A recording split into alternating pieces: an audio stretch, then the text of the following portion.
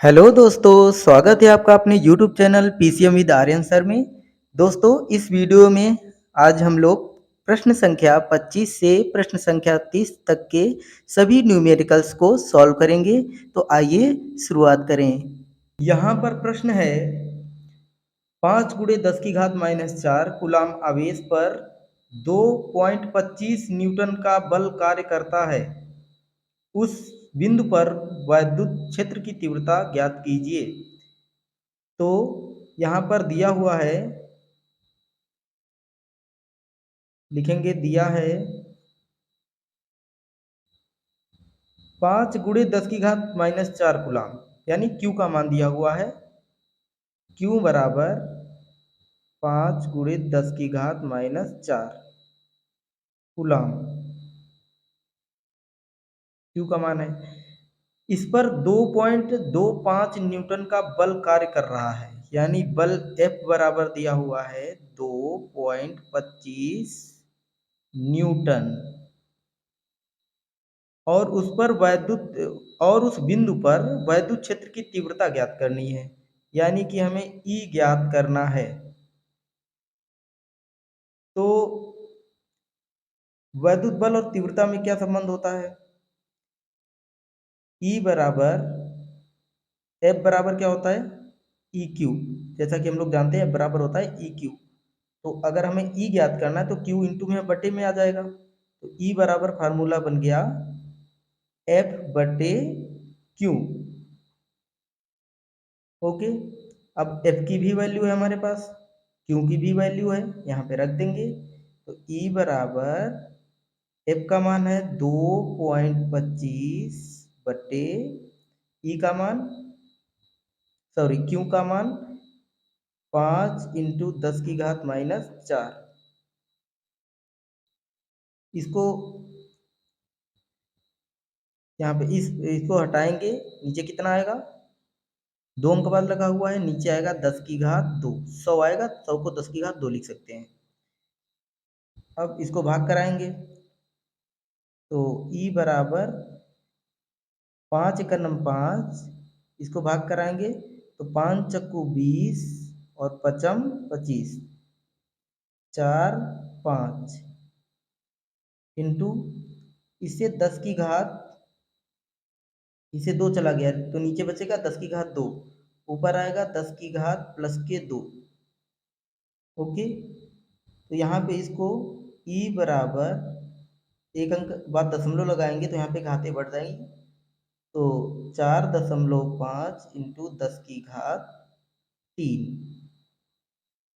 और वैद्युत क्षेत्र की तीव्रता का जो मात्रक होता है क्या होता है? न्यूटन प्रति कूलाम। यही आंसर है। अगला प्रश्न है, एक एल्फा कण 15 गुणे 10 की घात 4 न्यूटन प्रति कूलाम के वैद्युत क्षेत्र में स्थित है। उस पर लगे वैद्युत बल की गणना कीजिए। तो यहाँ पर दिया हुआ है एल्फा कण 15 गुणे 10 की घात 4 न्यूटन प्रति कूलाम के वैद्युत क्षेत्र, यानी वैद्युत क्षेत्र E का मान दिया हुआ है। वैद्युत क्षेत्र E बराबर 15 इंटू 10 की घात 4 न्यूटन प्रति कूलाम दिया हुआ है। यहाँ पे लिख देंगे दिया है। ओके, वैद्युत क्षेत्र बराबर इतना दे दिया है। और एल्फा कण पर आवेश कितना होता है? एल्फा कण, तो यहाँ पे लिखेंगे, हम जानते हैं एल्फा कण पर आवेश 2E मतलब 3.2 इंटू 10 की घात -19 कूलाम ये होता है। और हमको ज्ञात क्या करना है यहाँ पे? उस पर लगे वैद्युत बल की गणना, यानी F, वैद्युत बल F हमें ज्ञात करना है। तो ये तो बहुत ही आसान है। तो F बराबर फार्मूला क्या होता है? F बराबर E Q। तो E का मान क्या है? F तो ज्ञात ही करना है। एफ बराबर ई का मान क्या है 15 इंटू 10 की घात 4 और क्यू का मान अल्फा कण पर आवेश ये क्यू बराबर 3.2 इंटू 10 की घात -19। ओके, ये घातें घट जाएगी 19 से। पहले गुणा करा लेते हैं। देखो 15 एफ बराबर 15 दूना 30 के 0, 15 तेईं 45 और 45 तीन 48 और एक अंक बाद यहाँ पे दशमलव 48.0 इंटू 10 की घात 19 से 4 चला गया तो यहाँ पे 15 10 की घात -15 न्यूटन। तो F बराबर, अगर इस पॉइंट को हम यहाँ पे लाएं यानी कि ये 48 लिखा हुआ है 48, इसको ऐसे भी लिख सकते हो 48 इंटू 10 की घात -15 न्यूटन। वैज्ञानिक रूप में लिखा जाए तो F बराबर एक अंक बाद यहाँ पे दशमलव लगाएंगे तो 4.8 इंटू 10 की घात -14, क्योंकि एक 10 को नीचे लाएंगे 15 बार हैं माइनस के नीचे लाएंगे प्लस में हो जाएगा। एक 10 को नीचे लाएंगे तो 48/10 करेंगे तो भाग कराएंगे 10 का 48 से तो कितना आएगा 4.8 इंटू 10 की घात -14 न्यूटन। यही हमारा आंसर है। प्रश्न है हीलियम के नाभिक के कारण उससे 1 एंगस्ट्रॉम की दूरी पर वैद्युत क्षेत्र की तीव्रता की गणना कीजिए। तो आइए हल करते हैं। हीलियम के नाभिक, तो हीलियम का नाभिक क्या होता है 2He4, ये हीलियम का नाभिक होता है।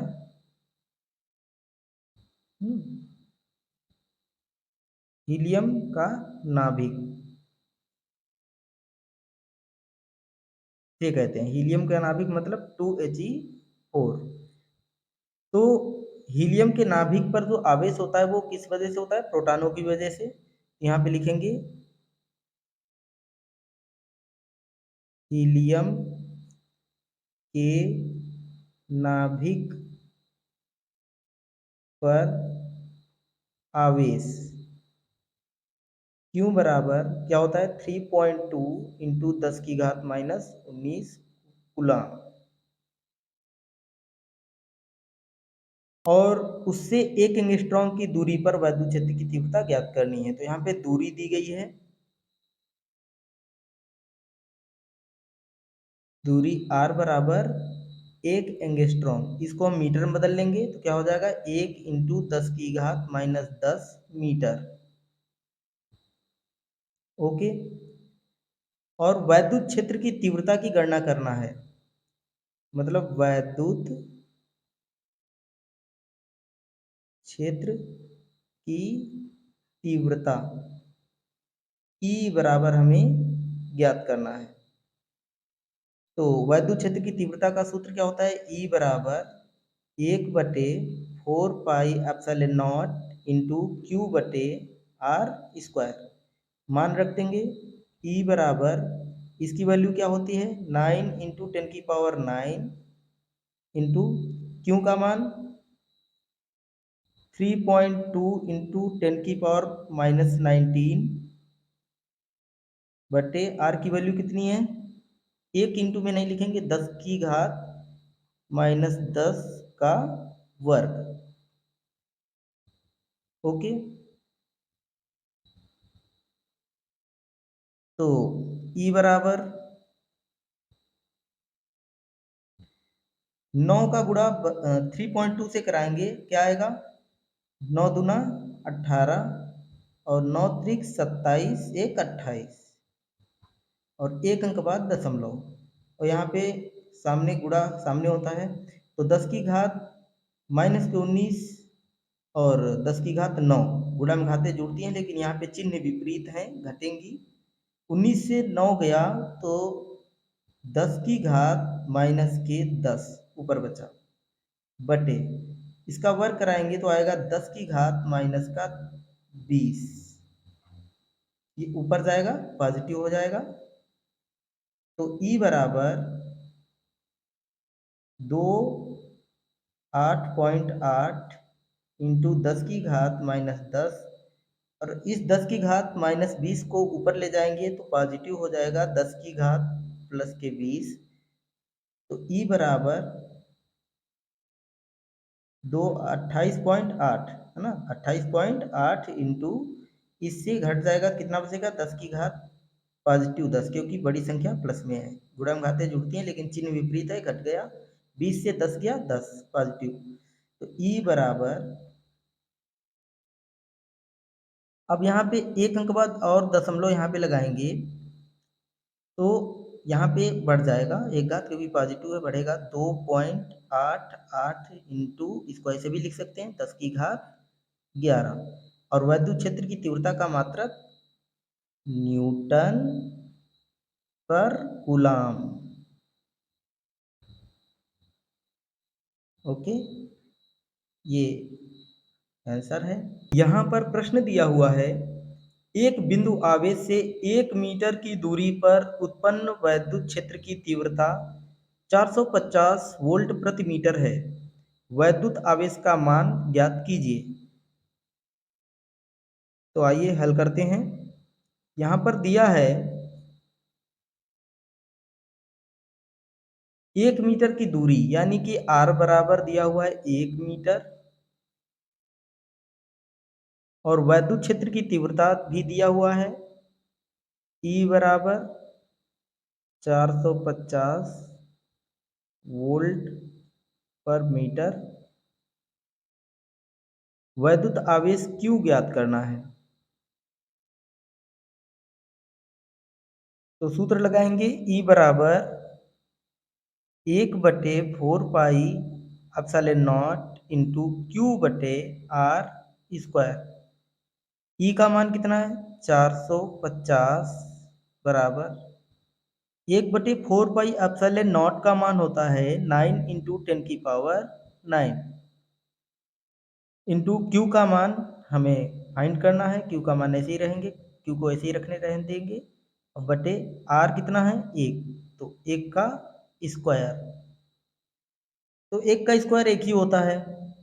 तो यहाँ पर 450 बराबर 9 इंटू 10⁻9 इंटू Q, बटे में 1 नहीं लिखेंगे क्योंकि 1 का वर्गमूल 1 ही होता है, 1 का वर्ग 1 ही होता है। अब यहाँ पे 9 गुणित 10⁻9 इंटू में है, बटे में आ जाएगा, तो Q बराबर, इसको हम लिख सकते हैं 450 बटे 9 इंटू 10⁻9, इसको काटेंगे तो 9 पचे 45, ये 0, तो आ गया Q बराबर 50 इंटू, इसको ऊपर ले जाएंगे तो 10⁻⁻9, तो Q बराबर, तो यहाँ पर इसको लिख सकते हैं हम लोग 5 इंटू 10, 10 पचे 50 इंटू 10⁻⁻9, माइनस के 9 है यहाँ पे, 10⁻1 है, घट जाएगा तो कितना आएगा, Q बराबर 5 इंटू 10⁻⁻8, और आवेश का मात्रक क्या होता है, कूलाम। इसको हम लोग ऐसे भी लिख सकते हैं, Q बराबर 5.0, बात तो वही है, 5 ही तो लिखा हुआ है, इंटू 10⁻⁻8, ये भी हो जाएगा, ऐसे भी हम लिख सकते हैं। प्रश्न है, एक स्थान पर 1000 न्यूटन पर कूलाम का वैद्युत क्षेत्र पूर्व की ओर है। इस क्षेत्र में ऐसी वस्तु स्थित है जिस पर 10�6 इलेक्ट्रॉनों की अधिकता है। वस्तु पर लगने वाले बल की दिशा तथा परिमाण ज्ञात कीजिए। तो यहाँ पर न्यूटन प्रति कूलाम, 1000 न्यूटन प्रति कूलाम, ये जो है वैद्युत क्षेत्र की तीव्रता दी गई है, और इसका जो वैद्युत क्षेत्र है वो पूर्व की ओर है, और इसी क्षेत्र में एक ऐसा वस्तु स्थित है जिस पर 10�6 इलेक्ट्रॉनों की अधिकता है। तो इलेक्ट्रॉनों की अधिकता वस्तु की ऋणात्मकता को प्रदर्शित करता है। जब भी किसी वस्तु पर इलेक्ट्रॉनों की अधिकता होती है तो उस पर क्या होता है, वो वस्तु ऋणावेशित होती है, और इलेक्ट्रॉनों की जब कमी हो तो वस्तु धनावेशित होती है। तो यहाँ पर मान लीजिए कि ये एक बिंदु है, कोई स्थान है, इस पर 1000 न्यूटन पर कूलाम की वैद्युत क्षेत्र की तीव्रता है, और इसी क्षेत्र में मान लीजिए यहाँ पर कोई बिंदु है, कोई वस्तु है, इस पर 10⁶ इलेक्ट्रॉनों की अधिकता है। ओके, तो वस्तु पर लगने वाले बल की दिशा बताना है। तो यहाँ पर हमें, तो इलेक्ट्रॉनों की अधिकता, इस पर जो आवेश क्या होगा, पहले इस पर आवेश निकालेंगे। तो यहाँ पर हमें दिया है वैद्युत क्षेत्र की तीव्रता E का मान दिया हुआ है 1000 न्यूटन पर कूलाम, और N बराबर दिया हुआ है 10⁶ इलेक्ट्रॉन। तो Q बराबर N से इस पर आवेश निकाल लेते हैं, इस वस्तु पर आवेश निकाल लेते हैं। तो Q बराबर N से, तो Q बराबर N का मान है 10⁶, और इलेक्ट्रॉन का आवेश क्या होता है 1.6 इंटू 10⁻⁻19 कूलाम। ये कितना आ गया, 10⁶ इससे घट जाएगा, तो Q बराबर आ गया 1.6 इंटू 10⁻19 से 6 चले गए माइनस के 13 कूलाम। Q का मान कैसा होगा, इस पर इलेक्ट्रॉनों की अधिकता थी तो ये निगेटिव होगा, ठीक है। और वैद्युत क्षेत्र की तीव्रता ऋण आवेश के लिए ऋण आवेश की ओर होती है, ठीक, और धन आवेश से दूर होती है, और ऋण आवेश से ऋण आवेश की ओर होती है, ठीक। वैद्युत क्षेत्र की जो तीव्रता होती है, वैद्युत क्षेत्र की तीव्रता, ये जानना बहुत जरूरी है। वैद्युत क्षेत्र की तीव्रता की दिशा धन आवेश से दूर तथा ऋण आवेश की ओर होती है, ये जानना बहुत जरूरी है। तो ये वैद्युत क्षेत्र है तो इसकी दिशा इधर को होगी, तो ये पूर्व, यहाँ पे पूर्व में स्थित है। देखिए प्रश्न में दिया गया कि वैद्युत क्षेत्र पूर्व की ओर है, तो यहाँ पे पूर्व है, तो इसका अपोजिट डायरेक्शन क्या होगा, पश्चिम। ओके, क्योंकि वैद्युत क्षेत्र की तीव्रता ऋण आवेश की ओर होती है। यहाँ पे जो इलेक्ट्रॉनों की अधिकता थी, यहाँ पे जो वस्तु होगी उस पर आवेश इतना होगा, हम लोगों ने भी निकाला। तो इसकी जो दिशा होगी वैद्युत क्षेत्र की, वो ऋणावेश की होगी। तो इसका पूर्व के अपोजिट डायरेक्शन क्या होगा, पश्चिम। तो दिशा तो पता चल गई, बल की दिशा पता चल गई, परिमाण ज्ञात करना है। तो एक सूत्र होता है F बराबर QE से, तो F बराबर Q का मान ये रखेंगे 1.6 इंटू 10⁻⁻13 इंटू E का मान 1000। ओके, इसको हम क्या लिख सकते हैं, 10⁻3। तो F बराबर 1.6 इंटू 10⁻⁻13 इंटू 10⁻3। तो 10⁻3 प्लस के हैं, और 10⁻⁻, ये माइनस के हैं 13, तो घट जाएंगे। तो आ जाएगा F बराबर 1.6 इंटू 10⁻⁻10, 13 से 3 चले गए 10, और बल का मात्रक न्यूटन। और यहीं पे हम लिख देंगे इसकी बल की दिशा क्या होगी, यहाँ पे बल का परिमाण तो निकला है, बल की दिशा क्या होगी अभी हमने बताया, पश्चिम की ओर। तो यहाँ पे लिखेंगे पश्चिम की ओर। ओके, यही हमारा आंसर है। प्रश्न है 3 माइक्रोकुलाम के किसी बिंदु आवेश से 2 मीटर की दूरी पर -2 माइक्रोकुलाम बिंदु आवेश वायु में रखा हुआ है। इन दोनों आवेशों से 1 मीटर की दूरी पर स्थित बिंदु पर वैद्युत क्षेत्र की तीव्रता का मान तथा दिशा ज्ञात कीजिए। तो यहाँ पर 3 माइक्रोकुलाम और -2 माइक्रोकुलाम के दो बिंदु आवेश हैं और उनके बीच की दूरी 2 मीटर है। तो यहाँ पे मान लीजिए एक ये बिंदु आवेश है और एक ये बिंदु आवेश है। इस पर मैंने मान लिया Q1 का आवेश है और इस पर Q2 का आवेश है। Q1 बराबर क्या दिया हुआ है? 3 माइक्रोकुलाम और Q2 बराबर -2 माइक्रोकुलाम और इनके बीच की दूरी क्या है? 2 मीटर। 2 मीटर इनके बीच की दूरी है। इन दोनों आवेशों से 1 मीटर की दूरी पर स्थित बिंदु पर वैद्युत क्षेत्र की तीव्रता का मान ज्ञात करना है। इन दोनों आवेशों से Q1 Q2 से 1 मीटर की दूरी पर।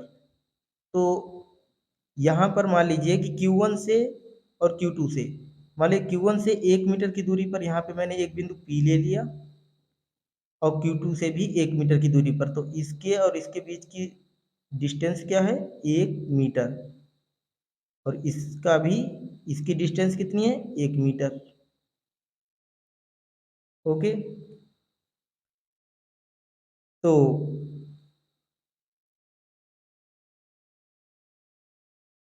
लिखेंगे Q1 आवेश के कारण, आवेश के कारण बिंदु P पर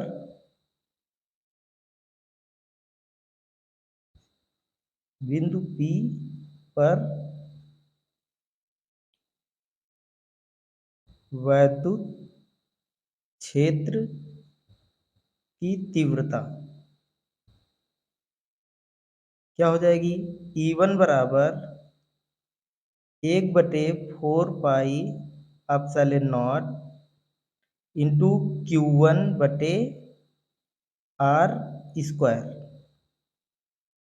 तो E1 बराबर, इसकी वैल्यू रख लेंगे 9 इंटू 10⁹ इंटू Q1 का मान कितना है? 3 माइक्रोकुलाम। तो माइक्रोकुलाम को कुलाम में बदल लेंगे तो 3 इंटू 10⁻⁶ बटे आर की आर कितना है? यहाँ पे दूरी कितना है Q1 से P की? 1 मीटर। टोटल 1 और 1, ये 2 मीटर, टोटल दूरी 2 मीटर है।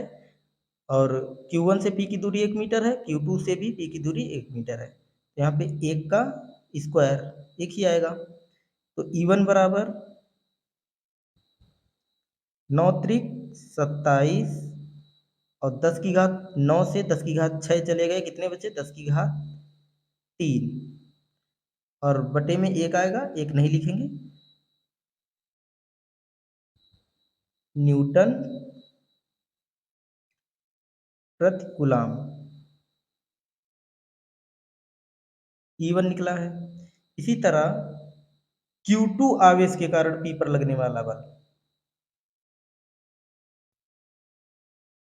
इसी प्रकार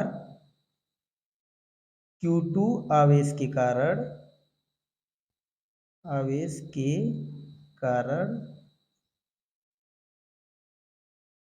बिंदु P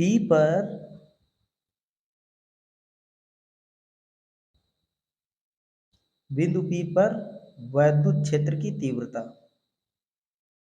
वैद्युत क्षेत्र की तीव्रता E2 बराबर 1/4 पाई इंटू Q2। देखिए E2 के लिए, E2 पर क्या है? मान लीजिए इसके लिए वैद्युत क्षेत्र की तीव्रता E1 और इसके लिए E2। तो E2 पर आवेश क्या है? Q2। तो Q2 बटे आर का स्क्वायर। तो E2 बराबर इसका मान क्या होता है 9 इंटू 10⁹ इंटू Q2 का मान -2 माइक्रोकुलाम। तो ये माइनस नहीं रखेंगे, माइनस जो होता है केवल दिशा बताता है, ये जो धनात्मक ऋणात्मक दिशा बताते हैं आवेश जो होते हैं इनके मान नहीं रखना है, ऋणात्मक मान नहीं रखना है, ऐसे ही मान रख लेना है 2 इंटू 10⁻⁻6 बटे आर कितना है Q2 से P की दूरी 1 मीटर, 1 का स्क्वायर। तो यहाँ पे E2 कितना आ गया E2 बराबर 9 दूना 18 इंटू 10⁻9 से 6 चला गया, कितना बचा 10⁻3 और बट्टे में 1। तो 1 का स्क्वायर 1 ही होता है, बट्टे में 1 नहीं लिखेंगे। तो अब बिंदु P पर परिणामी वैद्युत क्षेत्र की तीव्रता, वैद्युत क्षेत्र की तीव्रता E बराबर E1 प्लस E2, E बराबर E1 प्लस E2। तो E बराबर E1 का मान ये देखिए 27 इंटू 10⁻3 प्लस E2 का मान 18 इंटू 10⁻3। तो ये दोनों जुड़ जाएंगे, तो E बराबर 27 18 कितने होंगे 7 7 14, 8 और 7 15, 15 के 5 और 2 1 3 1 4 इंटू 10⁻3। क्योंकि ये जुड़ रहा है, गुणा नहीं हो रहा है कि घातें जुड़ेंगी, यहाँ पे जोड़ा जा रहा है। 27 10⁻3 थे, 18 और जुड़ गए, 45 10⁻3 हो गए। तो E बराबर यहाँ पे एक अंक बाद दशमलव वैज्ञानिक रूप में लिखेंगे 10 की तो 4.5 इंटू 10⁻, यहाँ पे एक और बढ़ जाएगा 4 न्यूटन प्रति कूलम। यही हमारा आंसर है। और ये तो हो गया तीव्रता का मान, दिशा। तो इसकी दिशा कैसी होगी, वैद्युत क्षेत्र की दिशा किधर को होगी। तो मान लीजिए कि यहाँ पे बिंदु P है, तो धन आवेश के लिए वैद्युत क्षेत्र की तीव्रता की जो दिशा होगी वो आगे की ओर होगी, धन आवेश से दूर होती है E1।